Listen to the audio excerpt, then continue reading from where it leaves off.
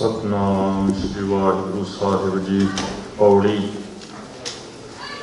सूरबीर वरियाम किने ना होरीऐ, फौज सतानी हाठ पंचा जोड़ीऐ। 10 नारियां धूत देन चमोड़ीऐ, जिण जिण लैन रलाए एहो इना लोड़ीऐ। 3 गुण इनकै वस किने न मोड़ीऐ, भरम कोट माया खाई कहो कित बिद तोड़ीऐ। गुरपूरा आराध बिखम दल कोड़ीऐ, हाँ तिस अग्गै दिन रात रहा कर जोड़ीऐ। गुरपूरा आराध बिखम दल खोड़ीऐ, हाँ तिस अग्गै दिन रात रहा कर जोड़ीऐ। वाहिगुरु जी का खालसा, वाहिगुरु जी की फतेह। सम्मानयोग साध संगत जीओ, बड़े अदब सहित तुसीं खालसे दे महान पुरब होला महल्ला नूं मनाउंदिआं होइआं अज दे विशेष दीवाना विच हाज़री भर रहे हो। मैं बेनती करांगा कि जे ये भावना दे नाल बैठोगे कि किवें असीं जित प्राप्त करनी है, होले महल्ले दे विचों किहड़ी विधि है जिहदे नाल असीं अपणीआं समस्यावां दे उपर जित प्राप्त कर सकदे हां। हो सकता है कि असीं समर्थ हो जाइए, क्योंकि हर एक दा किसी ना किसी समस्या दे नाल वाह पै रहा है। समस्यावां तगड़ियां हुंदियां ने, ओह सानूं ढा लैंदियां ने ते असीं ढह जांदे हां। इस वास्ते होले महल्ले का त्योहार सानू जितन की कला सिखाउंदा है। एक शब्द मैं जिहड़ा तुहाडे सामने पौड़ी रूप दे विच पढ़िया है, इहदे विच विकारां दी फौज दे सन्मुख दृढ़ मन दे नाल किवें एक सिख ने डटना है, किवें विकारां दी फौज दे किले नूं जितना है, किवें गुरु की किरपा दे नाल उन्हें विकारां नूं हरा के जेतू बनना है। इस शब्द के भाव नूं भी आपां नालों नाल एक बाहरी लड़ाई, दुनियावी लड़ाई दे नाल जोड़ के अंदरूनी लड़ाई जितन का बल भी समझांगे। एक बारी इस महान पुरब की खुशी दे विच गुरु साहब जी के चरणों नाल जुड़ो, दोबारा फतेह प्रवान करो। आखो वाहिगुरू जी का खालसा, वाहिगुरू जी की फतेह। पतझड़ उदासी का प्रतीक सी। मौसमे बहार, फुल्लां दा खिड़ना, मौसम के प्रभाव के अधीन मन का भी खिड़ जाना, बंदे का खुश होना, आले दुआले के रंग बरंगे फुल्लां तो प्रेरणा लैके रंगां वाले पासे मनुख का प्रेरित होना ते अपनी खुशी का प्रगटावा करदियां होइआं एक दूसरे के उपर फुल्लां दी वर्खा, पता ही नहीं लग्या कदों वो रंगां विच तब्दील हो गए, तो फिर पता ही नहीं लग्या कि कदों होलकां दी सुआह अडाउंदे आउंदे लोग सुआह दे विच ही लिबड़ गए। फिर वो त्यौहार गोबर का रूप धारण कर गया और ये त्यौहार इन्ना मैला हो गया कि लोग कहण लग पे रंग विच भंग पै गई, क्योंकि रंगां दे त्यौहार दे विच लोग भंग नूं रब्बी प्रसाद समझ के पीण लग पे। नशेखोर लोग फिर लड़न लग पे, कईयां दे कतल हो गए और ये अज भी हिंदुस्तान दे विच उसी प्रकार चलदा पिया है। मरे हुए त्योहारां नूं साडे गुरु साहिबान ने जां तां रद्द कर दिता ते जां फिर उहदे रूप नूं बदल दिता। लोग रंगां वल प्रेरित सन ते गुरु साहब ने कहा जे होली करनी है होली कीनी संत सेव, गुरमुखां दी सेवा करो। रंग लागा अत लाल देव। एक बेनती सैकटरी साहब हुणी करनी भुल गए सन ते उन्होंने लिखती रूप दे विच भेजिया कि भाई लंगर हाल दे विच किसान मूवमेंट दे नाल संबंधित कुछ पेंटिंग्स लगियां हुईयां ने ते आप सबनों बेनती है कि जाते हुए उन्होंने जरूर वेख के जाओ। उहदे उपर जरूर कुछ ना कुछ लिखिया भी होएगा जिहदे तो जो पिछले संघर्ष चलिया है उहदे बारे भी जानकारी मिलेगी ते कुछ किसानी समस्यावां दे कारण जिहड़े किसानां ने सुसाइड कीतियां सन उन्हां दी मदद वास्ते भी कुछ जिहड़ा यतन किया जा रहा है उहदे वास्ते भी रल मिल के सब ने मदद करनी है क्योंकि वो भी साडे ही वीर ने, साडे ही आसरे ने, साडे भैन भरा ने जिन्हां नूं असीं छड्ड के इस तरक्की याफ्ता मुल्क दे विच आके सैटल होए हाँ। जिवें एक औरत दा अपने पेके परिवार दे नाल बहुत मोह हुंदा है, इस प्रकार सिख पंजाब के प्रति मोह रखता है तो ये मोह बरकरार भी रहना चाहिए है।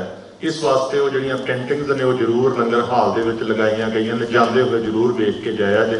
ये बेनती भाई साहब जी हुणां ने नहीं सी कीती ते मैं आप जी दे सन्मुख के बेनती करी है। आस है तुसीं ये बेनती स्वीकार करोगे। तो मैं गल कर रहा सां कि सतगुरु सच्चे पातशाह जी ने होले महल्ले का एक त्योहार प्रगट किया। जदों ये दोवें शब्दां नूं आपां समझण दा यतन करिए, होले का अर्थ है हमला, महल्ले का अर्थ है हमले की थां। हुण मैं दो उदाहरणां देवांगा। कई बार की हुंदा है कि तुसीं ना शुरू दे विच जिहड़ियां आरंभलीਆਂ गल्लां ने जिहड़ियां भूमिका वजों हुंदियां ने जां जिहड़ा कोई इतिहासक प्रसंग है उहनूं सुण के उठ जांदे जे, पर उहदे तो जो आपां सिੱਖਣਾ हुंदा है वो थोड़ा जिहा गांह जाके दसना पैंदा है क्योंकि हर गल ना एक सीक्वेंस दे विच तुरदी है। कोई इवें दी जादू की छड़ी तो मेरे पास है नहीं कि मैं 1 मिनट माइक के अगे लावां कन्ना मुन्ना घुर करके जां झुरलू मंत्र फेर के ते कोई चीज़ प्रगट कर दियां जां तुहानूं सिखा दियां। ते ना ही पढ़ाई जिहड़ी है वो कोई इवें दा हुंदा है कि कुछ घोट के आपां पिया दईए, ये तो समझना पैंदा है।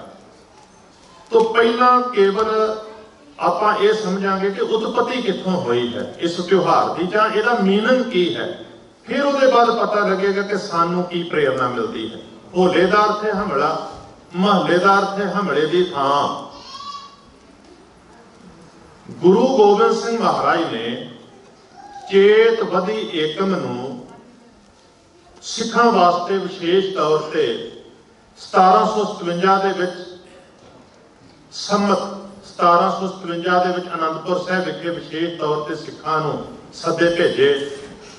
15 दिन का एक समागम होया जिहदे विच गुरु साहिब जी ने दस्तार मुकाबले, शस्त्र कला सिखाउण दी ट्रेनिंग दे कैंप, उहदे तो इलावा लास्ट दिन ते गुरु साहब ने एक कंपीटीशन रखा जिहदे विच 2 किले सन, एक सी होलगढ़, एक सी लोहगढ़। जिहड़े सिख फौजियां दी टुकड़े होलगढ़ विखे काबज सी उन्हां दे चिट्टे रंग दे चोले सन, जिहड़े केसगढ़ साहब विखे काबज सन, क्षमा करना लोहगढ़ विखे काबज सन, उन्हां दे लाइट केसरी रंग दे चोले सन।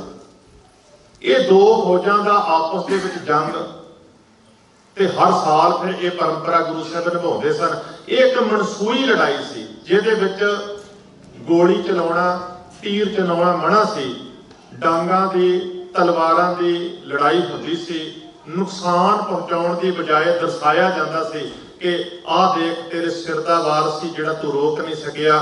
ते दूर बैठे हुए कोच जां दूर बैठे हुए जज जिहड़े सन वो नोट करते सन, कमाल दी फलाने ने डांग चलाई, फलाने ने कमाल का नेजा वरतिया, कमाल के ढंग के नाल इस व्यक्ति ने गतकेबाजी की, घोड़ सवारी की। वो पॉइंट नोट करते रहिंदे सन ते अखीर ते गुरु गोबिंद सिंह महाराज उन्हां योधियां नूं जिन्हां ने तलवार की कला, डांग की कला, नेजे की कला, घोड़ सवारी की कला, जिन्नियां शस्त्रबाजी दीयां कलावां ने वो वधिया ढंग दे नाल कीतियां हुंदियां सन। ਜਿਹੜੇ जज बिठाए होंदे सन गुरसिख ਉਹਨਾਂ ਦੇ ਦਿੱਤੇ ਹੋਏ ਪੁਆਇੰਟਸ ਦੇ ਆਧਾਰ ਤੇ ਉਹਨਾਂ ਨੂੰ ਗੁਰੂ ਸਾਹਿਬ ਜੀ ਸਰੋਪਾਉ ਦਿੰਦੇ ਸਨ, ਸਨਮਾਨਿਤ ਕਰਦੇ ਸਨ। ਕਾਹਦੇ ਵਾਸਤੇ? ਇੱਕ ਤਾਂ ਜੰਗ ਦਾ ਹੁਨਰ ਉਹਨਾਂ ਦੇ ਅੰਦਰ ਪੈਦਾ ਹੋ ਸਕੇ, ਦੂਜਾ ਜੰਗ ਦਾ ਜਜ਼ਬਾ ਪੈਦਾ ਹੋ ਸਕੇ, ਤੀਜਾ ਕਿਸੇ ਪ੍ਰੋਬਲਮ ਨੂੰ ਕਿਵੇਂ ਵੇਖਣਾ ਹੈ ਤੇ ਸਰ ਕਿਵੇਂ ਕਰਨਾ ਹੈ ਉਹਦੀ ਸਮਝ ਆ ਸਕੇ। ਜਿਹੜਾ ਇੱਕ ਬਾਹਰੀ ਰੂਪ ਹੈ ਸਾਡਾ, ਅਸੀਂ ਉਹਨੂੰ ਕਿਵੇਂ ਸਵਾਰ ਕੇ ਰੱਖਣਾ ਹੈ, ਦਸਤਾਰ ਕਿਵੇਂ ਸੋਹਣੀ ਬੰਨਣੀ ਹੈ, ਕਿਵੇਂ ਸ਼ਸਤਰ ਸਜਾ ਕੇ ਤਨ ਦੇ ਉੱਪਰ ਰੱਖਣੇ ਨੇ ਤਾਂ ਕਿ ਸਾਡੀ ਬਾਹਰੀ ਪਰਸਨੈਲਿਟੀ, ਇੱਕ ਫੌਜੀ ਦੀ ਬਾਹਰੀ ਪਰਸਨੈਲਿਟੀ ਵਧੀਆ ਦੂਸਰੇ ਨੂੰ ਪ੍ਰਭਾਵਿਤ ਕਰ ਸਕੇ। ਇਹ ਤਾਂ ਆਦਿ ਗੁਰੂ ਦੇ ਇਹ ਕੁਝ ਢੰਗ ਤਰੀਕੇ ਸਨ ਸਾਡੀ ਪਰਸਨੈਲਿਟੀ ਨੂੰ ਨਿਖਾਰਨ ਵਾਸਤੇ। ਔਰ ਇਹ ਵੀ ਖਿਆਲ ਕਰਿਓ ਕਿ 15 ਦੇ 15 ਦਿਨ ਰੋਜ਼ ਢਾਡੀ ਵਾਰਾਂ ਹੁੰਦੀਆਂ ਸਨ ਤੇ ਕਵੀ ਵੀਰ ਅਸੀਂ ਕਵਿਤਾਵਾਂ ਪੜ੍ਹਿਆ ਕਰਦੇ ਸਨ। ਇਨਾਮ ਢਾਡੀਆਂ ਨੂੰ ਵੀ ਮਿਲਦੇ ਸਨ, ਇਨਾਮ ਕਵੀਆਂ ਨੂੰ ਵੀ ਮਿਲਦੇ ਸਨ ਜਿਹੜੇ ਚੰਗੀ ਕਵਿਤਾ ਕਹਿੰਦੇ ਸਨ। ਤੇ ਉਹ ਢਾਡੀ ਜਿਹੜੇ ਢਾਡੀ ਕਲਾ ਦੇ ਵਿੱਚ ਪੂਰੀ ਤਰ੍ਹਾਂ ਪ੍ਰਵੀਣ ਹੁੰਦੇ ਸਨ, ਜਿਨ੍ਹਾਂ ਦੀ ਢਾਡੀ ਕਲਾ ਦੇ ਰਾਹੀਂ, ਉਹਨਾਂ ਦੀ ਗਾਈ ਹੋਈ ਕਵਿਤਾ ਦੇ ਰਾਹੀਂ ਯੋਧਿਆਂ ਦੇ ਜੁੱਸੇ ਦੇ ਵਿੱਚ ਖੂਨ ਗਰਦਿਸ਼ ਕਰਦਾ ਸੀ, ਖੂਨ ਦੇ ਅੰਦਰ ਗਰਮੀ ਪੈਦਾ ਹੁੰਦੀ ਸੀ ਤੇ ਧਰਮ ਯੁੱਧ ਕੇ ਚਾਹੇ ਲੜਨ ਦਾ ਬਲ ਪੈਦਾ ਹੁੰਦਾ ਸੀ। ਇਹ ਸੀ ਗੁਰੂ ਸਾਹਿਬ ਜੀ ਦਾ ਬਾਹਰੀ ਰੂਪ ਜਿਹੜਾ ਸੰਮਤ 1757 ਦੇ ਵਿੱਚ ਆਰੰਭ ਹੋਇਆ ਤੇ ਅੱਜ ਤੱਕ ਚੱਲਦਾ ਆ ਰਿਹਾ ਹੈ। ਅੱਜ ਵੀ ਅਨੰਦਪੁਰ ਸਾਹਿਬ ਦੇ ਵਿੱਚ ਇਹਦਾ ਰੂਪ ਹੈ। ਇਹਦੇ ਨਾਲ ਹੀ ਉੱਥੇ ਸਿੱਖ ਖੇਡਾਂ ਵੀ ਕਰਾਈਆਂ ਜਾਂਦੀਆਂ ਨੇ ਤਾਂ ਕਿ ਜਿੱਤਣ ਦੀ ਭਾਵਨਾ ਹੋਰ ਪ੍ਰਬਲ ਹੋ ਸਕੇ। ਪਰ ਇਹਦਾ ਇੱਕ ਫਲਸਫਾ ਹੈ ਜਿਹਨੂੰ ਤੁਸੀਂ ਥੋੜਾ ਸਮਝਿਓ। ਹੋਲਾ ਹਮਲਾ, ਮਹੱਲਾ ਹਮਲੇ ਦੀ ਥਾਂ, ਹਮਲਾ ਤੇ ਹਮਲੇ ਦੀ ਥਾਂ। ਹੁਣ ਥੋੜਾ ਇਹਦੇ ਫਲਸਫੇ ਨੂੰ ਸਮਝਿਓ, ਖਿਆਲ ਕਰਿਓ। ਇੱਕ ਹੁੰਦੀ ਹੈ ਪ੍ਰੋਬਲਮ, ਸਮੱਸਿਆ, ਦੂਜਾ ਹੈ ਉਸ ਸਮੱਸਿਆ ਨੂੰ ਜਿੱਤਣ ਦਾ ਢੰਗ। ਹੁਣ ਇਹਨੂੰ ਇੱਕ ਉਦਾਹਰਨ ਦੇ ਰਾਹੀਂ ਤੁਹਾਡੇ ਸਾਹਮਣੇ ਪੇਸ਼ ਕਰਾਂਗਾ। ਤੁਸੀਂ ਸਾਰੇ ਖਬਰਾਂ ਸੁਣਦੇ ਹੋ, ਯੂਕਰੇਨ ਦੇ ਉੱਪਰ ਰਸ਼ੀਆ ਨੇ ਹਮਲਾ ਕੀਤਾ ਹੈ। ਨਿਤ ਖਬਰਾਂ ਆਉਂਦੀਆਂ ਨੇ। ਮੈਂ ਪਿਛਲੇ ਦਿਨੀ ਖਬਰ ਸੁਣ ਰਿਹਾ ਸਾਂ, ਉਹਨਾਂ ਨੇ ਕੁਝ ਮਿਜ਼ਾਈਲਾਂ ਦੇ ਅਟੈਕ ਕੀਤੇ ਤੇ ਅਟੈਕ ਕਰਨ ਤੋਂ ਪਹਿਲਾਂ ਉਹਨਾਂ ਨੇ ਰੇਕੀ ਕੀਤੀ। ਪਤਾ ਕਾਹਦੇ ਨਾਲ ਰੇਕੀ ਕੀਤੀ? ਉਹਨਾਂ ਨੇ ਡਰੋਨ ਚਲਾਏ। ਪਹਿਲਾਂ ਡਰੋਨ ਜਿਹੜੇ ਸਨ ਉਹਨਾਂ ਨੇ ਉੱਡ ਕੇ ਪਹਿਲਾਂ ਇਹ ਤੈਅ ਕੀਤਾ ਕਿ ਹਮਲਾ ਕਿੱਥੇ ਕਰਨਾ ਹੈ। ਉਹਨਾਂ ਨੇ ਕੀ ਲੱਭਿਆ? ਯੂਕਰੇਨ ਦੇ ਅਸਲਾ ਦੇ ਭੰਡਾਰ ਵੇਖੇ, ਤੇਲ ਦੇ ਭੰਡਾਰ ਵੇਖੇ, ਉਹਨਾਂ ਨੇ ਟ੍ਰੇਨਿੰਗ ਸੈਂਟਰ ਵੇਖੇ ਜਿੱਥੇ ਉਹਨਾਂ ਦੇ ਨਵੇਂ ਫੌਜੀ ਟ੍ਰੇਨਿੰਗ ਕਰ ਰਹੇ ਸਨ। ਉਹਨਾਂ ਨੇ ਉਹ ਸਾਰੀਆਂ ਚੀਜ਼ਾਂ ਲੱਭੀਆਂ ਤੇ ਫਿਰ ਉਹਦੇ ਬਾਅਦ ਉਹਦੇ ਉੱਪਰ ਉਹਨਾਂ ਨੇ ਬੰਬਾਰਮੈਂਟ ਕੀਤੀ ਹਵਾਈ ਜਹਾਜ਼ਾਂ ਦੇ ਰਾਹੀਂ। ਔਰ ਇਵੇਂ ਹੁੰਦਾ ਜਦੋਂ ਦੋ ਮੁਲਕ ਲੜਦੇ ਨੇ। ਅੱਜ ਸਾਧਨ ਬਹੁਤ ਹੋ ਚੁੱਕੇ ਨੇ, ਅੱਜ ਲੜਾਈ ਦਾ ਢੰਗ ਤਰੀਕਾ ਬਦਲ ਚੁੱਕਿਆ ਹੈ। ਸੈਟੇਲਾਈਟ ਦੇ ਰਾਹੀਂ ਵੀ ਦੂਸਰੇ ਮੁਲਕਾਂ ਦੇ ਉੱਪਰ ਨਜ਼ਰ ਰੱਖੀ ਜਾਂਦੀ ਹੈ। ਅਮਰੀਕਾ ਦੀ ਟੈਕਨੋਲੋਜੀ ਬੜੀ ਤੇਜ਼ ਹੈ। ਇਹ ਦੂਜੇ ਮੁਲਕ ਜਿਨ੍ਹਾਂ ਦੇ ਬਾਬਤ ਇਹਨਾਂ ਨੂੰ ਡਰ ਹੈ ਕਿ ਇਹਨਾਂ ਨਾਲ ਲੜਾਈ ਹੋ ਸਕਦੀ ਹੈ, ਸੈਟੇਲਾਈਟ ਦੇ ਰਾਹੀਂ ਇਹਨਾਂ ਨੇ ਉਹਨਾਂ ਦੇ ਉੱਪਰ ਨਿਗਾਹ ਰੱਖੀ ਹੋਈ ਹੈ ਕਿੱਥੇ ਇਹਨਾਂ ਦਾ ਕਿਹੜਾ ਸਮਾਨ ਹੈ। ਤੇ ਖਿਆਲ ਕਰਿਓ, ਜਦੋਂ ਦੂਜੇ ਦੇ ਹੱਥ ਖੜੇ ਕਰਾਉਣੇ ਹੋਣ, ਦੂਜੇ ਨੂੰ ਹਰਾਉਣਾ ਹੋਵੇ, ਜ਼ਰੂਰੀ ਨਹੀਂ ਹੈ ਕਿ ਫੌਜਾਂ ਲੜਦੀਆਂ ਨੇ। ਆਰਥਿਕ ਤੌਰ ਤੇ ਉਹਦਾ ਲੱਕ ਕਿਵੇਂ ਤੋੜਨਾ ਹੈ। ਜਿਵੇਂ ਰਸ਼ੀਆ ਦੇ ਉੱਪਰ ਕੁਝ ਪਾਬੰਦੀਆਂ ਲਾਈਆਂ ਗਈਆਂ ਨੇ ਵਪਾਰਕ, ਉਹਦੇ ਤੋਂ ਇਲਾਵਾ ਜਿਹੜੀਆਂ ਚੀਜ਼ਾਂ ਦੇ ਰਾਹੀਂ ਉਹ ਮੁਲਕ ਪੈਸਾ ਕਮਾਉਂਦਾ ਹੈ ਉਹ ਚੀਜ਼ਾਂ ਨੂੰ ਖਤਮ ਕਰਨ ਦਾ ਯਤਨ ਕੀਤਾ ਜਾਂਦਾ ਹੈ ਤਾਂ ਕਿ ਉਹਦੇ ਕੋਲ ਪੈਸੇ ਮੁੱਕ ਜਾਣ ਤੇ ਉਹ ਜਲਦੀ ਹਾਰ ਮੰਨ ਲਵੇ। ਜਦ ਉਹਦੇ ਕੋਲ ਐਂਬੂਨੇਸ਼ਨ ਹੀ ਨਹੀਂ ਹੋਏਗਾ, ਲੜੇਗਾ ਕਿੱਥੋਂ? ਜਦ ਉਹਦੇ ਟ੍ਰੇਨਿੰਗ ਸੈਂਟਰ ਜਿੱਥੇ ਉਹਦੀਆਂ ਫੌਜਾਂ ਰਹਿੰਦੀਆਂ ਨੇ, ਸੌਂਦੀਆਂ ਨੇ, ਖਾਣੇ ਦੇ ਭੰਡਾਰ, ਖੁਰਾਕ ਖਤਮ ਕਰ ਦਿਓਗੇ, ਜਾਂ ਜਿਹੜੇ ਵਪਾਰਕ ਢੰਗਾਂ ਨਾਲ, ਜਾਂ ਜਿਹੜੀ ਉਹਦੀ ਪੈਦਾਵਾਰ ਹੈ, ਜਾਂ ਜਿਹੜੇ ਕਾਰਖਾਨਿਆਂ ਦੇ ਵਿੱਚ ਅਸਲਾ ਬਣਦਾ ਹੈ, ਹਵਾਈ ਜਹਾਜ਼ ਬਣਦੇ ਨੇ, ਜਦ ਉਹਨਾਂ ਨੂੰ ਹੀ ਤੁਸੀਂ ਉਡਾ ਦਿਓਗੇ, ਉਹ ਮੁਲਕ ਕਦੋਂ ਤੱਕ ਲੜਾਈ ਕਰੇਗਾ? ਇਹਦਾ ਅਰਥ ਹੋਇਆ ਜਦੋਂ ਗੁਰੂ ਗੋਬਿੰਦ ਸਿੰਘ ਮਹਾਰਾਜ ਨੇ ਕਿਹਾ ਹਮਲਾ ਤੇ ਹਮਲੇ ਦੀ ਥਾਂ, ਇਹਦਾ ਅਰਥ ਗੁਰੂ ਸਾਹਿਬ ਨੇ ਸਾਨੂੰ ਇਹ ਦੱਸਣਾ ਚਾਹਿਆ ਕਿ ਜਿਹੜੀ ਹਮਲੇ ਦੀ ਥਾਂ ਹੈ, ਪਹਿਲਾਂ ਤੁਹਾਨੂੰ ਪਤਾ ਹੋਣਾ ਚਾਹੀਦਾ ਹੈ ਹਮਲਾ ਕਰਨ ਤੋਂ ਪਹਿਲਾਂ ਕਿ ਉਹ ਹਮਲੇ ਦੀ ਥਾਂ ਕਿਵੇਂ ਦੀ ਹੈ, ਜਿੱਥੇ ਤੁਸੀਂ ਹਮਲਾ ਕਰਨਾ ਹੈ, ਕਿਉਂ ਹਮਲਾ ਕਰਨਾ ਹੈ। ਜੇ ਤੁਹਾਨੂੰ ਪਤਾ ਹੀ ਨਹੀਂ ਥਾਂ ਦਾ ਹੀ ਨਹੀਂ ਪਤਾ। ਮੰਨ ਲਓ ਤੁਹਾਡੇ ਕੋਲ ਜਿਹੜਾ ਅਸਲਾ ਹੈ ਤੁਸੀਂ ਉੱਥੇ ਮੁਕਾ ਦਿਓ ਜਿੱਥੇ ਹੈ ਹੀ ਕੁਝ ਨਹੀਂ, ਤੁਸੀਂ ਖੇਤਾਂ ਦੇ ਵਿੱਚ ਸੁੱਟ ਕੇ ਆ ਜਾਓ, ਤੁਸੀਂ ਨਦੀਆਂ ਦੇ ਵਿੱਚ ਨਾਲਿਆਂ ਦੇ ਵਿੱਚ ਕੋਈ ਆਪਣਾ ਜਿਹੜਾ ਸ਼ੈਲਟਰ ਹੈ ਸੁੱਟ ਕੇ ਆ ਜਾਓ ਤੇ ਅਗਲੇ ਦਾ ਨੁਕਸਾਨ ਹੀ ਕੋਈ ਨਹੀਂ ਹੋਣਾ। ਦੂਜੀ ਗੱਲ ਇੱਕ ਹੋਰ ਥੋੜਾ ਸਮਝਿਆ ਜੇ ਗੱਲ ਨੂੰ, ਇਹ ਵੀ ਸਮਝਾਉਣ ਵਾਸਤੇ ਉਦਾਹਰਣ ਹੈ। ਮੈਂ ਥੋੜੇ ਦਿਨ ਪਹਿਲਾਂ ਇੱਕ ਮਾਰਸ਼ਲ ਆਰਟ ਦੇ ਮਾਸਟਰ ਦੀ ਇੱਕ ਵੀਡੀਓ ਸੁਣ ਰਿਹਾ ਸੀ। ਉਹਨੇ ਕੀ ਕੀਤਾ, ਉਹਨੇ ਸਮਝਾਉਣ ਵਾਸਤੇ ਆਪਣੇ ਇੱਕ ਸ਼ਾਗਿਰਦ ਨੂੰ ਚਪੇੜ ਮਾਰੀ, ਉਹਦੇ ਮੂੰਹ ਤੇ ਚਪੇੜ ਮਾਰੀ। ਉਹਦੇ ਬਾਅਦ ਉਨੀ ਹੀ ਫੋਰਸ ਦੇ ਨਾਲ ਚਪੇੜ ਦੀ ਜਗ੍ਹਾ ਤੇ ਉਹਨੇ ਐਵੇਂ ਹੱਥ ਕਰਕੇ ਐਵੇਂ ਹੱਥ ਮਾਰਿਆ। ਔਰ ਉਹ ਹੱਥ ਕਿੱਥੇ ਮਾਰਿਆ, ਉਹਨੇ ਉਹਦੀ ਧੌਣ ਤੇ ਮਾਰਿਆ ਐਵੇਂ, ਫੋਰਸ ਉਨੀ ਸੀ। ਉਹਨੇ ਪੁੱਛਿਆ ਸੱਟ ਕਿਹੜੀ ਜ਼ਿਆਦਾ ਸੱਟ ਮਹਿਸੂਸ ਹੋਈ, ਚਪੇੜ ਦੀ ਜਾਂ ਐਵੇਂ ਹੱਥ ਜਦੋਂ ਸਿੱਧਾ ਤਿੱਖਾ ਕਰਕੇ ਮਾਰਿਆ? ਉਹ ਕਹਿੰਦਾ ਤਿੱਖੇ ਹੱਥ ਦੀ ਸੱਟ ਜ਼ਿਆਦਾ ਲੱਗੀ ਹੈ। ਉਹ ਕਹਿਣ ਲੱਗਿਆ ਕਿ ਇਹਨੂੰ ਕਹਿੰਦੇ ਨੇ ਟੈਕਨੀਕ। ਜਦੋਂ ਤੁਸੀਂ ਸਿੱਧੀ ਚਪੇੜ ਕਿਸੇ ਤੇ ਮਾਰਦੇ ਹੋ ਉਹਦਾ ਕੋਈ ਨੁਕਸਾਨ ਨਹੀਂ ਹੋਣਾ, ਪਰ ਜਦੋਂ ਹੱਥ ਨੂੰ ਤਿੱਖਾ ਬਣਾ ਕੇ ਤੇ ਉਹ ਵੀ ਉੱਥੇ ਜਿਹੜੀ ਉਹਦੀ ਕਮਜ਼ੋਰ ਜਗ੍ਹਾ ਹੈ, ਆ ਜਿਹੜਾ ਸਾਡਾ ਬਾਜੂ ਹੈ ਉਹ ਦੱਸ ਰਿਹਾ ਸੀ, ਇੱਥੇ ਜੇ ਹੱਥ ਤਿੱਖਾ ਕਰਕੇ ਮਾਰਿਆ ਜਾਏ ਟੈਕਨੀਕ ਦੇ ਨਾਲ ਤੇ ਮੋਢਾ ਨਿਕਲ ਸਕਦਾ ਹੈ। ਸਾਡੇ ਸਰੀਰ ਦੇ ਬਹੁਤ ਸਾਰੇ ਕਮਜ਼ੋਰ ਅੰਗ ਨੇ। ਜਦੋਂ ਕੋਈ ਮਾਰਸ਼ਲ ਆਰਟ ਦਾ ਮਾਰਸ਼ਲ ਲੜਦਾ ਹੈ ਨਾ, ਉਹ ਕੇਵਲ ਜ਼ੋਰ ਨਹੀਂ ਲਾਉਂਦਾ, ਜ਼ੋਰ ਲਾਉਣ ਦੇ ਨਾਲ ਤੁਸੀਂ ਹੱਫ ਜਾਓਗੇ, ਥੱਕ ਜਾਓਗੇ। ਤੁਸੀਂ ਥੱਕ ਜਾਓਗੇ ਤੇ ਦੁਸ਼ਮਣ ਜੇ ਜ਼ਿਆਦਾ ਹੋਣਗੇ ਉਹ ਜਲਦੀ ਤੁਹਾਡੇ ਤੇ ਕਾਬੂ ਪਾ ਲੈਣਗੇ। ਪਰ ਜੇ ਤੁਸੀਂ ਜ਼ੋਰ ਲਾਉਣ ਦੀ ਬਜਾਏ ਟੈਕਨੀਕ ਦੀ ਵਰਤੋਂ ਕਰੋਗੇ ਤੇ ਜਿਹਦੇ ਉੱਪਰ ਤੁਸੀਂ ਅਟੈਕ ਕਰਨਾ ਹੈ ਉਹਦੀਆਂ ਕਮਜ਼ੋਰ ਥਾਵਾਂ ਦੀ ਤੁਹਾਨੂੰ ਸਮਝ ਹੋਏਗੀ ਤੇ ਤੁਸੀਂ ਕਮਜ਼ੋਰ ਥਾਵਾਂ ਦੇ ਉੱਪਰ ਛੋਟੇ ਅਟੈਕ ਦੇ ਨਾਲ ਵੀ ਉਹਨੂੰ ਜਲਦੀ ਕਮਜ਼ੋਰ ਕਰ ਸਕਦੇ ਹੋ। ਜਦੋਂ ਗੁਰੂ ਗੋਬਿੰਦ ਸਿੰਘ ਮਹਾਰਾਜ ਨੇ ਦੱਸਿਆ ਹਮਲੇ ਦੀ ਥਾਂ, ਤਾਂ ਉਹਦਾ ਅਰਥ ਸੀ ਤੁਹਾਨੂੰ ਪਤਾ ਹੋਣਾ ਚਾਹੀਦਾ ਹੈ ਕਿ ਕਿਹੜੀ ਥਾਂ ਹੈ ਜਿੱਥੇ ਤੁਸੀਂ ਅਟੈਕ ਕਰਨਾ ਹੈ। ਫੋਰਸ ਘੱਟ ਲੱਗੇ, ਖਰਚ ਤੁਹਾਡਾ ਘੱਟ ਆਵੇ ਤੇ ਤੁਹਾਡੀ ਪ੍ਰਾਪਤੀ ਕਾਮਯਾਬੀ ਤੁਹਾਨੂੰ ਜ਼ਿਆਦਾ ਮਿਲੇ। ਇਹ ਹੈ ਇੱਕ ਢੰਗ ਹੋਲੇ ਮਹੱਲੇ ਦਾ। ਹੁਣ ਤੁਸੀਂ ਕਹੋਗੇ ਕਿ ਕੀ ਹੋਲੇ ਮਹੱਲੇ ਦਾ ਸੰਬੰਧ ਕੇਵਲ ਦੁਨਿਆਵੀ ਲੜਾਈ ਦੇ ਨਾਲ ਹੈ? ਮੈਂ ਪਿਛਲੇ ਦਿਨ ਇਹ ਗੱਲ ਕੀਤੀ ਸੀ, ਮਨੁੱਖੀ ਜ਼ਿੰਦਗੀ ਦੇ ਵਿੱਚ ਹਰ ਪਲ ਜੰਗ ਚੱਲਦੀ ਪਈ ਹੈ। ਸਾਡਾ ਆਪਣੇ ਤਨ ਦੇ ਨਾਲ ਯੁੱਧ ਚੱਲਦਾ ਪਿਆ ਹੈ। ਸਰੀਰ ਐਸੀਆਂ ਚੀਜ਼ਾਂ ਦੀ ਮੰਗ ਕਰਦਾ ਹੈ ਜਿਹੜੀਆਂ ਸਾਨੂੰ ਬਿਮਾਰ ਕਰ ਸਕਦੀਆਂ ਨੇ, ਪਰ ਸਾਨੂੰ ਸਰੀਰ ਨਾਲ ਲੜਨਾ ਪਏਗਾ। ਸਾਡਾ ਮਨ ਇਹੋ ਜਿਹੀਆਂ ਕਰੂਤੀਆਂ ਚਾਹੁੰਦਾ ਹੈ ਕਿ ਸਾਨੂੰ ਆਪਣੇ ਮਨ ਨਾਲ ਲੜਨਾ ਪਏਗਾ। ਸਾਡੇ ਸਮਾਜ ਦੇ ਵਿੱਚ ਇੰਨੀਆਂ ਸਮੱਸਿਆਵਾਂ ਨੇ, ਘਰ ਪਰਿਵਾਰ ਦੇ ਵਿੱਚ ਸਮੱਸਿਆਵਾਂ ਨੇ, ਘਰ ਦੀਆਂ ਸਮੱਸਿਆਵਾਂ ਦੇ ਨਾਲ ਕਿਵੇਂ ਲੜਨਾ ਹੈ ਉਹਦਾ ਵੱਲ ਸਾਨੂੰ ਸਿੱਖਣਾ ਪਏਗਾ। ਸਮਾਜ ਦੇ ਵਿੱਚ ਜਿਹੜੀਆਂ ਸਮੱਸਿਆਵਾਂ ਨੇ ਉਹਨਾਂ ਦੇ ਨਾਲ ਲੜਨ ਦਾ ਸਾਨੂੰ ਵੱਲ ਸਿੱਖਣਾ ਪਏਗਾ। ਕਿ ਕਾਰੋਬਾਰ ਦੇ ਵਿੱਚ ਜੰਗ ਨਹੀਂ ਹੈ। ਕਾਰੋਬਾਰ ਦੇ ਵਿੱਚ ਜੇ ਕਿਸੇ ਬੰਦੇ ਕੋਲ ਸਟੋਰ ਹੈ, ਉਸ ਬਿਜ਼ਨਸ ਦੇ ਵਿੱਚ ਜੇ ਉਹਨੇ ਅੱਗੇ ਵਧਣਾ ਹੈ ਤੇ ਦੂਜਿਆਂ ਨੂੰ ਪਛਾੜਨ ਵਾਸਤੇ ਉਹਨੂੰ ਟੈਕਨੀਕ ਸਿੱਖਣੀ ਪੈਣੀ ਹੈ। ਨਿਰਾ ਸਟੋਰ ਦੇ ਉੱਪਰ ਖਲੋਤੇ ਰਹਿਣ ਨਾਲ, ਸਮਾਨ ਭਰ ਕੇ ਰੱਖਣ ਦੇ ਨਾਲ ਉਹ ਬੰਦਾ ਬਿਜ਼ਨਸ ਦੇ ਵਿੱਚ ਤਰੱਕੀ ਨਹੀਂ ਕਰ ਸਕਦਾ। ਉਹਨੂੰ ਸਿੱਖਣਾ ਪਏਗਾ, ਵੇਖਣਾ ਪਏਗਾ ਕਿਹੜਾ ਢੰਗ ਤਰੀਕਾ ਹੈ, ਕਿਹੜਾ ਸਮਾਨ ਹੈ ਜਿਹੜਾ ਮੈਨੂੰ ਰੱਖਣਾ ਪਏਗਾ, ਕਿਹੜੇ ਢੰਗ ਦੇ ਨਾਲ ਗ੍ਰਾਹਕਾਂ ਨੂੰ ਅਟੈਂਡ ਕਰਨਾ ਪਏਗਾ ਤਾਂ ਕਿ ਮੇਰੀ ਸੇਲ ਵੱਧ ਸਕੇ, ਤਾਂ ਕਿ ਮੈਂ ਅੱਗੇ ਤਰੱਕੀ ਕਰ ਸਕਾਂ। ਟਰੱਕਿੰਗ ਦੇ ਬਿਜ਼ਨਸ ਦੇ ਵਿੱਚ ਬੰਦਾ ਲੱਗਿਆ ਹੋਇਆ, ਉਹਨੂੰ ਵੇਖਣਾ ਪਏਗਾ। ਮੈਂ ਥੋੜੇ ਦਿਨ ਪਹਿਲਾਂ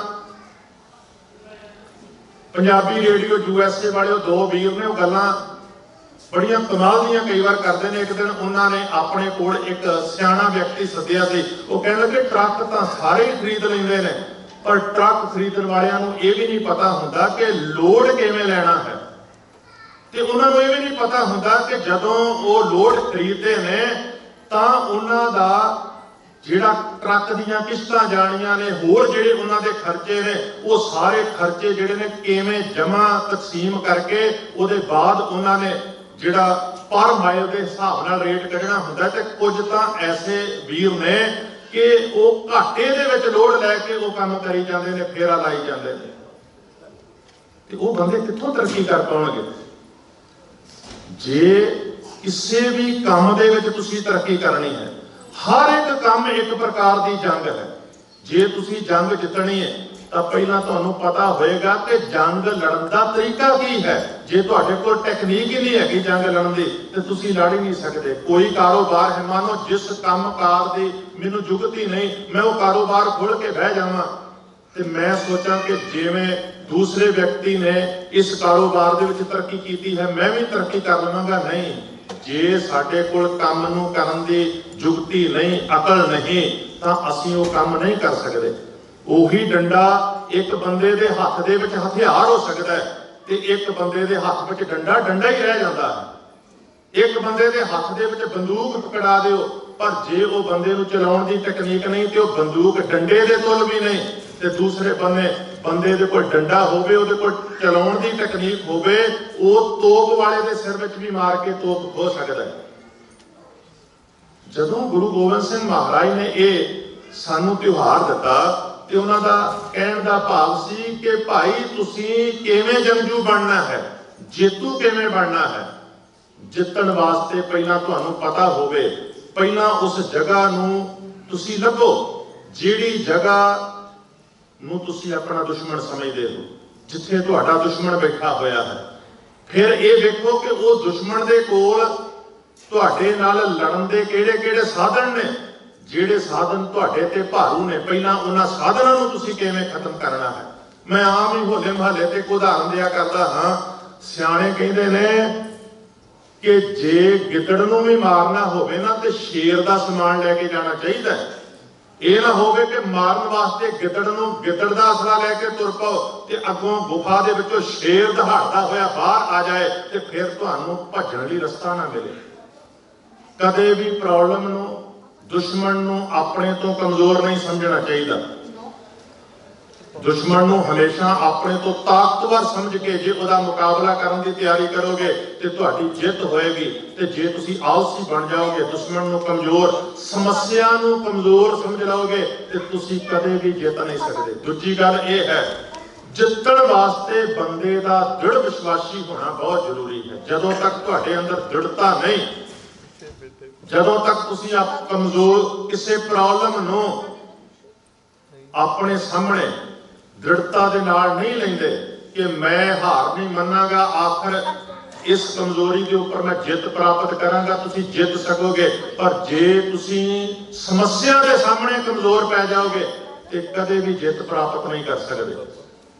मैं अगे भी एक दिन उदाहरण दी सी, बंबे का एक बॉक्सर होया अजीज अली, ਉਹਦੇ ਉੱਪਰ ਇੱਕ ਟਰੂ ਸਟੋਰੀ मूवी बनी है तूफान। ਉਹਦੇ ਵਿੱਚ ਉਹਦਾ ਕੋਚ ਇੱਕ ਤਗੜੀ ਬਾਕਸਿੰਗ ਦਾ ਮੁਕਾਬਲਾ ਸੀ, ਜਿਹਦੇ ਵਿੱਚ ਉਹ ਰਿੰਗ ਦੇ ਵਿੱਚ ਉਹਨੂੰ ਉਤਾਰਦੇ, ਉਹਨੂੰ ਬੜੀ ਕੁੱਟ ਪੈ ਰਹੀ ਸੀ ਤੇ ਜਦੋਂ ਉਹ ਕਾਰਨਰ ਵਿੱਚ ਆ ਕੇ ਬੈਠੇ, ਉਹਦੇ ਕੰਨ ਦੇ ਵਿੱਚ ਉਹਦੇ ਕੋਚ ਨੇ ਕਿਹਾ, ਤੂੰ ਜਿੱਤਣ ਵਾਸਤੇ ਨਹੀਂ ਲੜਨਾ, ਤੂੰ अपने स्टैमिने दे नाल इस विरोधी दे सामने किन्ने लंबे समय तक टिकिया रह सकता है, उस भावना दे नाल लड़ना है। फिर वो अपने कोच की उस नसीहत के अनुसार डिफेंस करता रहा, खड़ोता रहा, कुट खांदा रहा। आखिर ओदा विरोधी एक ऐसा समा आया, थक गया, कमजोर पै गया। वो सच्ची फाइट है। फिर ओदे बाद ओदे कोल जिहड़ा स्टैमिना सी, उन्हें अपने उस स्टैमिने नूं वरतिया ते उस मुकाबले दे विच ओहदी जित हुई। अजीज अली उस बॉक्सर का नाम है, उहदे उपर ट्रू स्टोरी बनी तूफान। मेरे कहण तो मुराद कि समस्या के सामने जे तुसी कमजोर पै जाओगे तुहाडी हार होएगी। तुहाडी जित निर्भर करती है समस्या के सामने तुसी कदों तक खड़ोण की समर्था रखते हो। जे तुसी खड़ोते रहोगे तुहाडी जित होएगी। जे तुसी अगे कमजोर पै जाओगे समस्या के सामने तो फिर समस्या तुहाडे ते भारू हो जाएगी, फिर तुसी हार जाओगे। जदों गुरु गोबिंद सिंह महाराज ने सानू होले महल्ले के राही ये मनसूई युद्ध के राही कला सिखाई तो उन्होंने कहा, पहला ये तो पहचानो समस्या की है, ये भी ख्याल करो। सानू तो कई बार पता ही नहीं होता साडी समस्या की है। कई बार साडी समस्या सानू साडा गुण लगन लग पैंदी है। बड़ियां समस्यावां ने साडे विच, काम, क्रोध, लोभ, मोह, अहंकार। अजे दी गल शब्द में आई है, जिहड़ा शब्द मैं तुहाडे सन्मुख पढ़िया है। सानू पता ही नहीं हुंदा कि इन्हां 5 विकारां दे विचों किहड़ा विकार मेरे विच प्रबल है। ਜਿਹਦੇ ਕਰਕੇ मेरे जीवन में परिवारक समस्या आ रही है, समाजिक समस्या आ रही है। मैं जिथे जाके खड़ोता हाँ मैनू हार का मूँह वेखना पैंदा है, बंदा पहचानता ही नहीं। आ हुणे बैठे हुए सन कमरे दे विच ते साडी आपस दे स्टाफ की गल चल रही सी। परिवार दे विच किसी परिवार दे विच डिवोर्स होया ते ओ वीर कह रहा सी कि मैं बहुत यतन किया पर गल बन ना सकी, घर बनिया ना रह सकिया, क्योंकि जिहड़े होर भी जानकार सन उन्हां दे अनुसार जिहड़ी औरत सी वो सैको पेशेंट सी। बहुत यतन किया कि वो किसी मनोविग्यानी के सामने पेश होवे, डॉक्टर कोल जावे, उहदी काउंसलिंग होवे, उहनूं दवाई की जरूरत जे डॉक्टर समझदा दवाई दवे। पर जिवें साडे समाज दे विच कोई मनदा थोड़ी है, ये बीमारियां होंदियां ने ते आखिर परिवार टुट गया।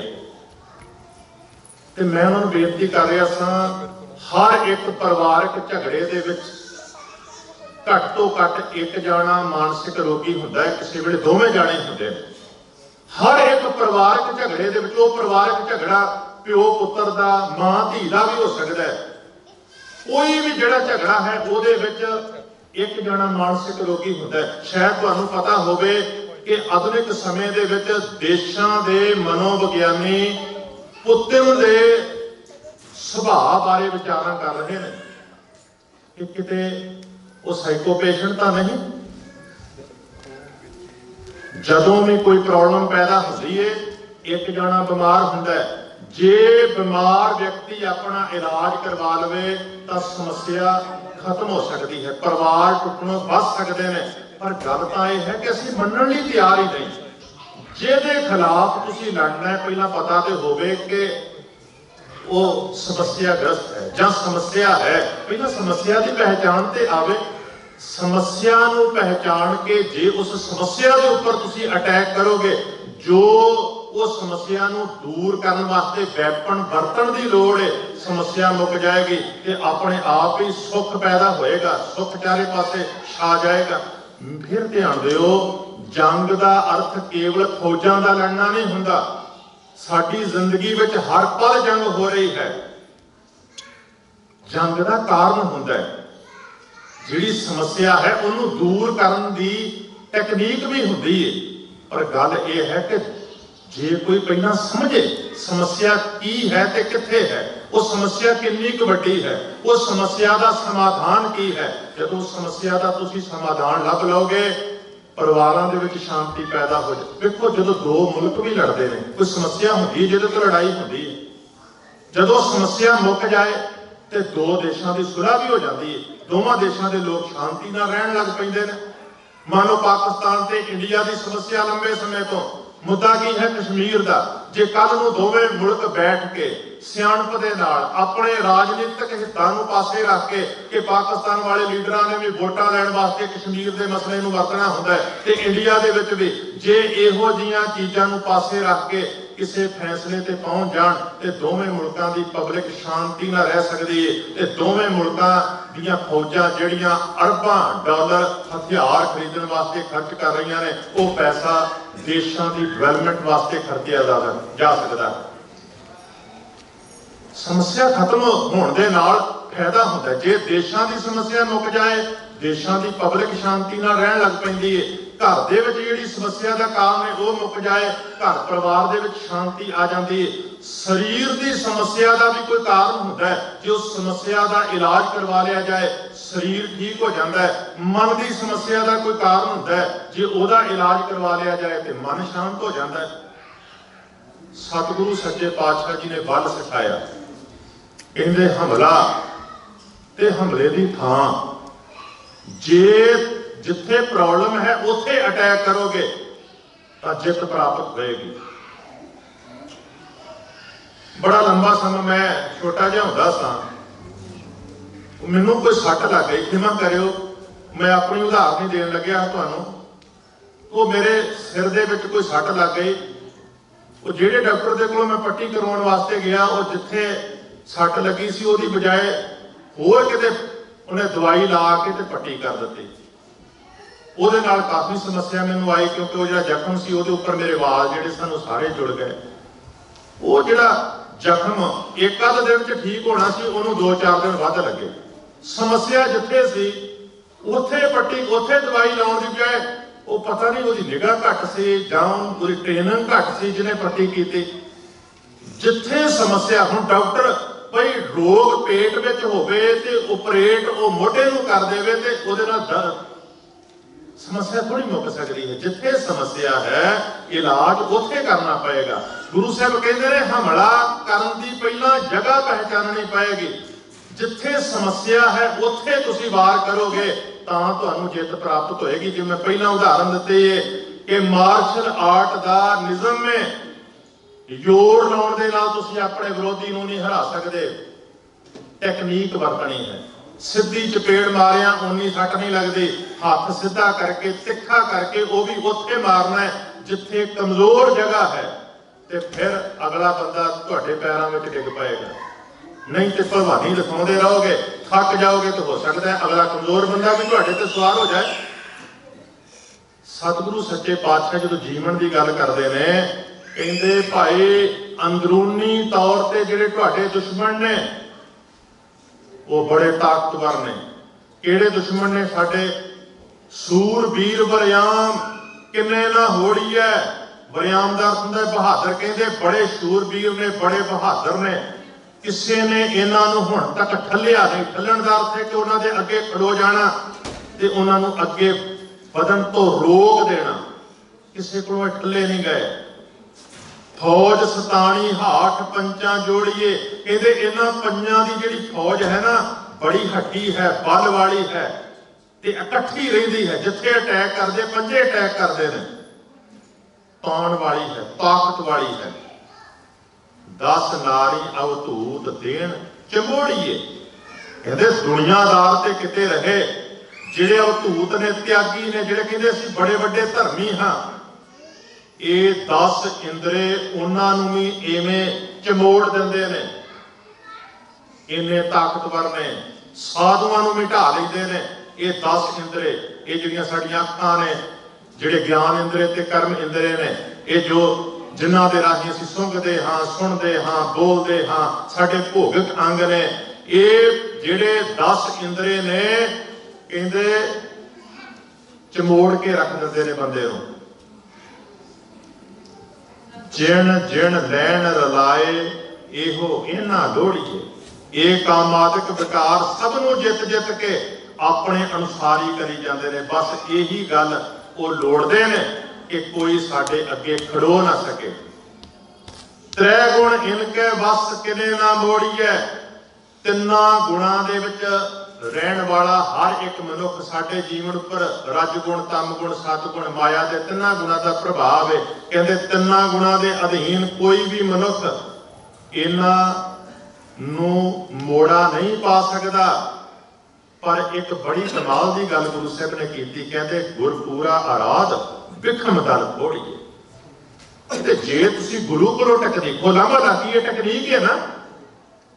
ਜੇ ਤੁਸੀਂ ਗੁਰੂ ਕੋਲੋਂ ਟੈਕਨੀਕ ਸਿੱਖ ਲਓਗੇ, ਜੇ ਤੁਸੀਂ ਬਾਣੀ ਪੜ੍ਹਦੇ ਹੋ, ਮੰਤਰ ਰਟਣ ਦੀ ਬਜਾਏ ਜੇ ਤੁਸੀਂ ਉਹਦੇ ਵਿੱਚੋਂ ਸਿੱਖੋਗੇ, ਜੁਗਤੀ ਨੂੰ ਸਿੱਖੋਗੇ, ਗੁਰੂ ਦੀ ਟੈਕਨੀਕ ਸਿੱਖੋਗੇ, ਜਾਂ ਗੁਰੂ ਨੇ ਜੋ ਕਰਕੇ ਦਿਖਾਇਆ ਜੇ ਤੁਸੀਂ ਉਹਦੇ ਵਿੱਚੋਂ ਸਿੱਖੋਗੇ।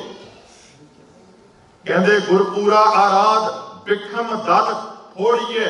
ਕਹਿੰਦੇ ਜਿਹੜਾ ਵਿਖਮ ਦਲ ਹੈ ਨਾ, ਔਖਾ ਦਲ ਹੈ, ਤੁਸੀਂ ਇਹਨੂੰ ਤੋੜ ਸਕਦੇ ਹੋ। ਇਸ ਕਰੜੇ ਦਲ ਨੂੰ ਭਰਮ ਕੋਟ ਮਾਇਆ ਖਾਈ ਕਹੋ ਕਿਤ ਬਿਦ ਤੋੜੀਏ। ਦੱਸੋ ਵੀ ਇਹ ਜਿਹੜੀ ਭੁਲੇਖੇ ਦੀ ਖਾਈ ਹੈ, ਇਹ ਜਿਹੜਾ ਭਰਮ ਦਾ ਕਿਲਾ ਹੈ, ਇਹਨੂੰ ਕਿਵੇਂ ਤੋੜੋਗੇ? ਗੁਰਪੂਰਾ ਆਰਾਧ ਵਿਖਮ ਦਲ ਖੋੜੀਏ। ਹਉ ਤਿਸ ਆਗੇ ਦਿਨ ਰਾਤ ਰਹਾ ਕਰ ਜੋੜੀ। ਕਹਿੰਦੇ ਇੱਥੋਂ ਇਹ ਗੱਲ ਸਮਝ ਕੇ ਨਾ ਮੈਂ ਗੁਰੂ ਦੇ ਅੱਗੇ ਦੋਵੇਂ ਹੱਥ ਜੋੜ ਕੇ ਖੜੋਤਾ ਰਹਿੰਦਾ ਹਾਂ। ਸਤਿਗੁਰੂ ਮੈਨੂੰ ਆਪਣਾ ਗਿਆਨ ਦੇ, ਮੈਨੂੰ ਸਮਝ ਦੇ। ਤੇਰੀ ਸਮਝ ਤੋਂ ਬਿਨਾਂ ਮੈਂ ਇਸ ਤਗੜੀ ਫੌਜ ਨੂੰ ਨਹੀਂ ਹਰਾ ਸਕਦਾ। ਖਿਆਲ ਕਰਿਓ, ਜੇ ਕਾਮਯਾਬ ਹੋਣਾ ਹੈ, ਮਾਨੋ ਭਾਵੇਂ ਹਿੰਦੁਸਤਾਨ ਵਿੱਚ ਸਾਡੇ ਬੱਚੇ ਨੇ, ਭਾਵੇਂ ਇੱਥੇ ਨੇ, ਕੰਪੀਟੀਸ਼ਨ ਤੇ ਲੜਾਈ ਹੈ ਨਾ, ਕੰਪੀਟੀਸ਼ਨ ਜੰਗ ਹੀ ਹੈ। दूजे नूं कंपीट करके किवें अगे वधना है, किन्नियां जे कौम ने तरक्की करनी है, डॉक्टर बनना है, इंजीनियर बनना है, साइंटिस्ट बनना है, हिंदुस्तान दे विच IPS IAS ऑफिसर बनना है, जां इन्हां मुल्कां दे विच तरक्की करनी है, तो गुरु दे कोलों ज्ञान लेना पएगा कि तरक्की करन दा वल की ढंग की है, जुगती की है।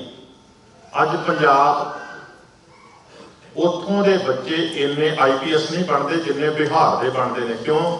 क्योंकि उत्थे बकायदा वो कंपीटीशन नूं जितन की कोचिंग मिलती है।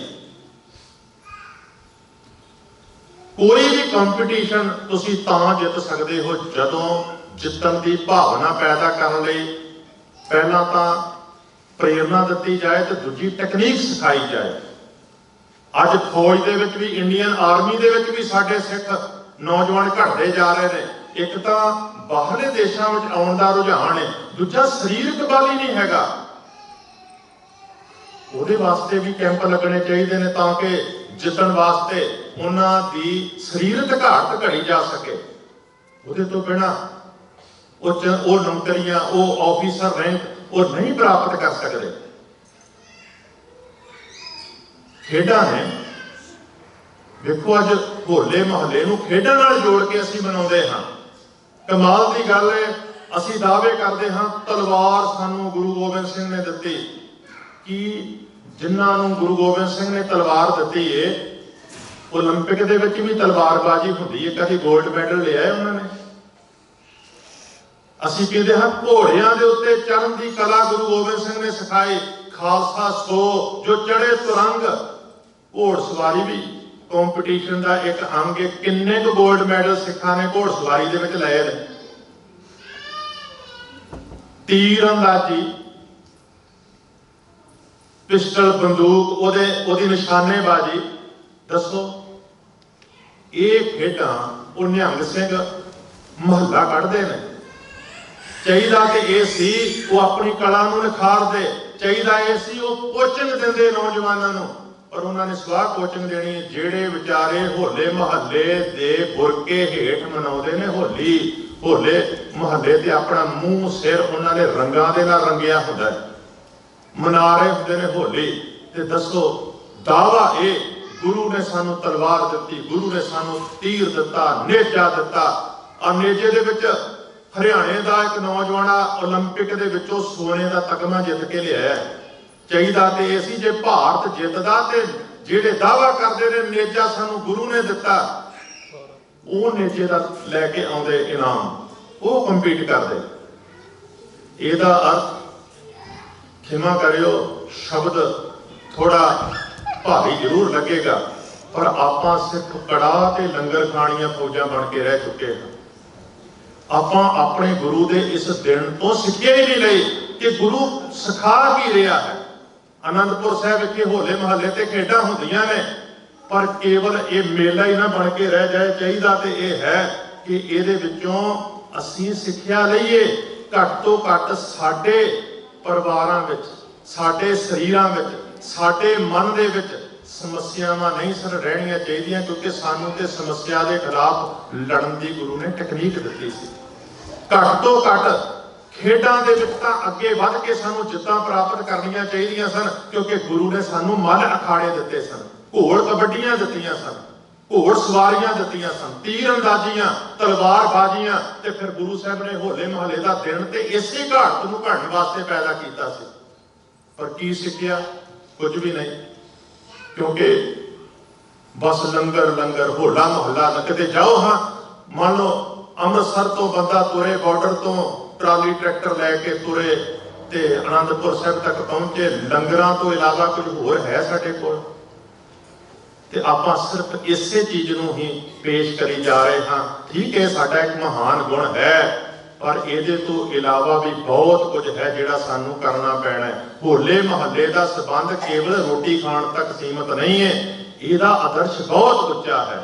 समस्यावां बहुत ने, ਉਹਨਾਂ ਨੂੰ ਜਿੱਤਣ ਵਾਸਤੇ ਹੋਲਾ ਮਹੱਲਾ ਪ੍ਰੇਰਨਾ ਦਿੰਦਾ ਹੈ, ਪਰ ਹਰ ਸਮੱਸਿਆ ਨੂੰ ਖਤਮ ਕਰਨ ਵਾਸਤੇ ਟੈਕਨੀਕ ਵੱਖਰੀ ਹੈ, ਹਥਿਆਰ ਵੱਖਰਾ ਹੈ। ਉਹ ਸਾਰਾ ਕੁਝ ਜਦੋਂ ਤੱਕ ਅਸੀਂ ਖੁੱਲੇ ਮਨ ਦੇ ਨਾਲ ਇਵੇਂ ਸੰਗਤੀ ਰੂਪ ਵਿੱਚ ਬਹਿ ਕੇ ਵਿਚਾਰਦੇ ਨਹੀਂ, ਅਸੀਂ ਆਪਣੀਆਂ ਸਮੱਸਿਆਵਾਂ ਤੋਂ ਨਿਜਾਤ ਪ੍ਰਾਪਤ ਨਹੀਂ ਕਰ ਸਕਦੇ। ਨਹੀਂ ਤਾਂ ਜਿੰਨੀਆਂ ਮਰਜ਼ੀ ਅਰਦਾਸਾਂ ਕਰੀ ਜਾਓਗੇ, ਅਰਦਾਸਾਂ ਤਾਂ ਇਸੇ ਕਰਕੇ ਕਰੀਦੀਆਂ ਨੇ ਕਿ ਗੁਰੂ ਸਾਨੂੰ ਗਿਆਨ ਦੇ, ਮੈਂ ਆਪਣੀ ਸਮੱਸਿਆ ਨੂੰ ਆਪ ਸਮਾਪਤ ਕਰ ਲਵਾਂ। ਨਹੀਂ ਤੇ ਅਰਦਾਸਾਂ ਉਵੇਂ ਦੀਆਂ ਰਹਿ ਜਾਂਦੀਆਂ ਨੇ ਜਿਵੇਂ ਉਹ ਸੋਮਨਾਥ ਦੇ ਮੰਦਿਰ ਦੇ ਪੁਜਾਰੀ ਖੜੋ ਕੇ ਬੇਨਤੀਆਂ ਕਰੀ ਜਾਂਦੇ ਸਨ ਕਿ ਆ ਜਿਹੜਾ ਆ ਰਿਹਾ ਮਹਮੂਦ ਗਜਨਵੀ, ਇਹ ਲੁੱਟਣ ਆ ਰਿਹਾ, ਹੇ ਸੋਮਨਾਥ ਜੀ ਬਚਾਓ, ਸੋਮਨਾਥ ਜੀ ਬਚਾਓ। ਸੋਮਨਾਥ ਦੀ ਮੂਰਤੀ ਨੂੰ ਉਹਨਾਂ ਦੀ ਅੱਖਾਂ ਦੇ ਸਾਹਮਣੇ ਭੰਨ ਕੇ ਉਹਨਾਂ ਨੇ ਪੈਰਾਂ ਵਿੱਚ ਰੋਲ ਦਿੱਤਾ, ਉੱਥੋਂ ਦਾ ਖਜ਼ਾਨਾ ਲੁੱਟ ਕੇ ਲੈ ਗਿਆ ਮਹਮੂਦ ਗਜਨਵੀ, ਤੇ ਨਹੀਂ ਬਚਾ ਸਕਿਆ ਸੋਮਨਾਥ। ਕਿਉਂ?